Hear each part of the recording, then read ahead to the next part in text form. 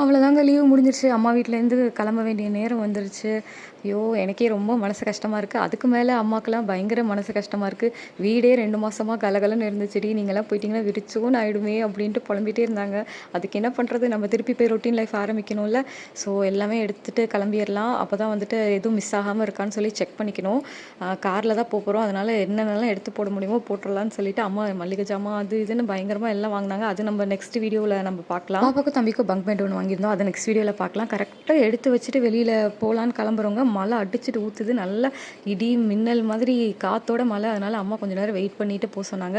மழைக்கே பொறுக்கல போல நான் ஊருக்கு கிளம்புறதுன்ற மாதிரி ரொம்ப சென்டிமெண்டலா இருந்துச்சு. சரின்ட்டு அப்படியே எல்லாரும் காஃபியை குடிச்சிட்டு கொஞ்ச நேரம் அப்படியே மழையில நின்றுட்டு பேசிட்டு இருந்தோம். சரி பார்க்கலாம் நெக்ஸ்ட் லீவ்ல வரலாம் இல்லை நீங்க வாங்கன்ற மாதிரி அந்த டிஸ்கஷன்ஸ் போயிட்டு இருந்தது.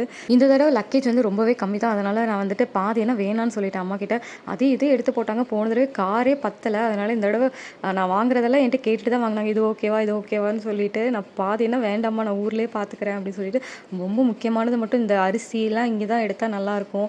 இட்லி அரிசி அந்த 5020 எனக்கு இங்கே எடுத்தால் தான் பிடிக்கும். அதனால ஒரு சிப்பமாக எடுத்து நம்ம போட்டாச்சு. வழக்கம் போல் அப்பா தான் லக்கேஜ் வந்து வச்சு கொடுத்துட்டு இருந்தாரு. அவர் தான் நேக்கா வைப்பார். அப்போ தான் எல்லாமே உள்ளே போகும். போகிற வழியில் சரி மழைங்க நல்லா தட்டி வீசிடுச்சு. அப்படியே பேசிகிட்டே பாட்டு கேட்டுகிட்டே மெதுவாக உருட்டிக்கிட்டே போயிட்டோம். ஏன்னா நைட் நேரத்தில் ரொம்ப விஷயம் தெரியாது. அதுவும் இந்த மலையிலலாம் ஃபாக் கிரியேட் ஆகி சுத்தமாக ஒன்றுமே ரோட் கிளியரன்ஸே தெரியல. அதனால அப்படியே பேசிகிட்டே லேட் ஆனாலும் பரவாயில்லன்னு சொல்லிட்டு வீட்டுக்கு போகிறதுக்கே நைட்டு 11 மணி ஆயிடுச்சு. நெக்ஸ்ட் வீடியோவில் பார்க்கலாம். டூடல்ஸ்.